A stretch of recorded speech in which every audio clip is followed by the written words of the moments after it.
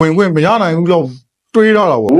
့ပြက်မပြက်ကိုပဲတောင်းကြည့်ရအောင်စောင့်ကြည့်အချက်လက် data အရာတွေပါအကျေး online ကြီးအရာတွေပါတွက်ချက်လိုက်တဲ့အခါဟုတ်ကဲ့စနေညနောက်ထပ်ပွဲစဉ်တစ်ပွဲဖြစ်တဲ့ Ipswich နဲ့ကျွန်တော်တို့ Brentford ပွဲစဉ်ရှိပါတယ် Ipswich ကတော့ဒါတန်းဆင်းသွားပြီဒါတော့တန်းဆင်းသွားတော့သူကလည်းသူ့ရဲ့ဟိုဟာလေးကိုဒုက္ခပေးသွားသေးတယ် Everton ကို2-2နဲ့ပေါ့နော်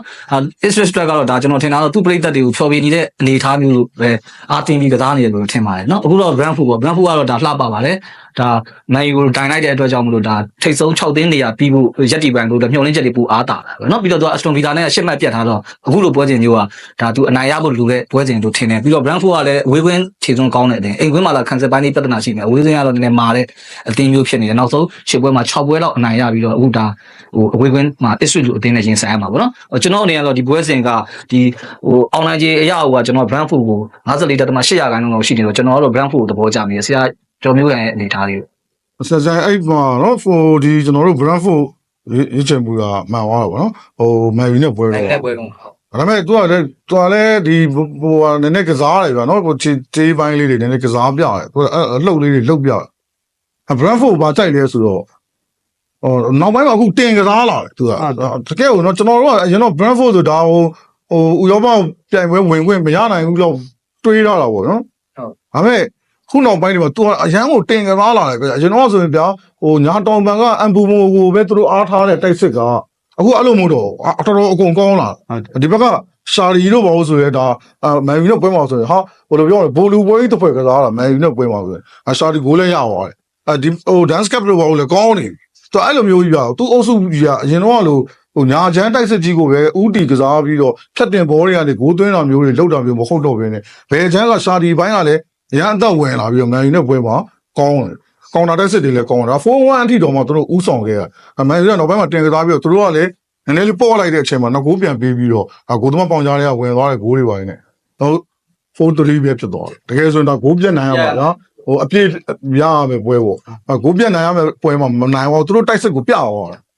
သူတို့တိုက်စစ်ဘယ်လိုကောင်းလဲဆိုတော့ပြသွားအဲ့တော့ခံစစ်ပိုင်းလေးကပြန်ပြီးတော့နည်းနည်းလေးမပေါ့ဆပဲတင်းငိမ့်မယ်ဆိုရင် Ipswich လိုအသင်းမျိုးကိုမနိုင်စရာအကြောင်းမရှိဘူးလို့ကျွန်တော်မြင်တယ်။နောက် Ipswich ကအိမ်ဝင်း9ဘောစားနဲ့ရှုံးလာတဲ့အနေအထားတစ်ခုက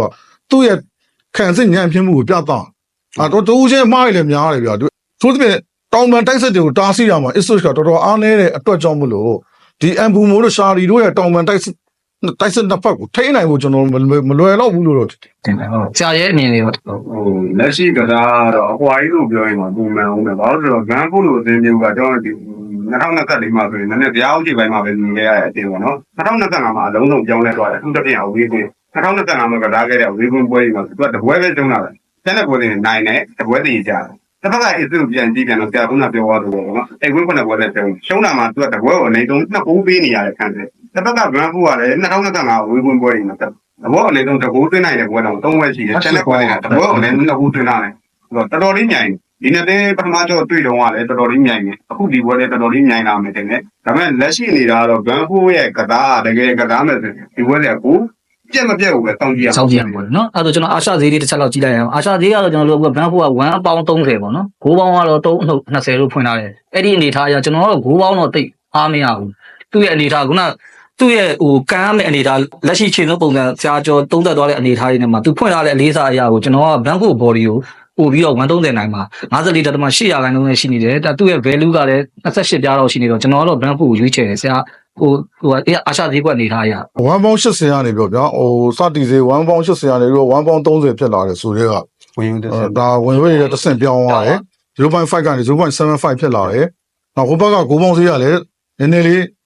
ဟိုတက်လာတယ်နော်တက်လာ3ပေါင်း20ကနေပြီးတော့320လောက်ဖြစ်လာတယ်ဒီဘက်သူအားရောက်ဆိုတော့ဒီ Ipswich ကခံစစ်အနေထား Brentford တိုက်စစ်ကြီးရဲ့တကယ်ကိုထောင်တက်လာတဲ့အနေထားနဲ့ဆိုရင်အပြန်အလှန်သွင်းကိုတော့အရှဈေးကွက်ကညှိုးဆိုတယ် Brentford ဘက်လည်းအားတာချက်ရှိနေတယ်ဈေးကွက်အနေထာ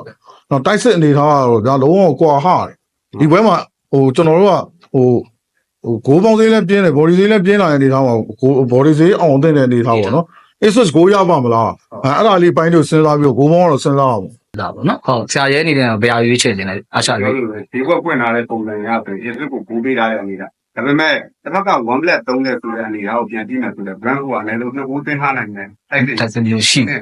ကျွန်တော်ခံစား ဟို Everton ကိုနှစ်ဂိုးပြန်သွင်းနိုင်တော့တဲ့ပုံစံမျိုး Ipswich က Brentford ကိုပြန်သွင်းဖို့တော့ခက်မယ်လို့တော့ထင်တယ်နော်အဲ့ဒါတော့ဂိုးတော့ပေးထားတော့ ပြောလို့ ကြေးအနေထားရတော့ပေးထားတဲ့အနေထားမျိုးဖြစ်နေတယ် နော် နော် ဟိုခံစစ်ကလည်း ဟုတ်တယ်အဲ့လောက်မအောင်ဖြစ်နေအဲ့တော့ကျွန်တော်တို့က body ပိုတေးကြမဲ့ body Brentford ကိုရွေးချယ်တာအဲ့တော့ကျွန်တော်တို့စနေည8ခွဲနောက်တဲ့ပွဲစဉ်တစ်ပွဲဖြစ်တဲ့ဒီ Ipswich နဲ့ Brentford ပွဲစဉ်မှာတော့ကျွန်တော်တို့ကဖက်ကသုံးသက်ချက်ခြေသွင်းအရာတွေရောအချက်လက် data အရာတွေပါအကြေး online ကြီးအရာတွေပါတွက်ချက်လိုက်တဲ့အခါမှာ Brentford body ကိုရွေးချယ်လိုက်ပါတယ်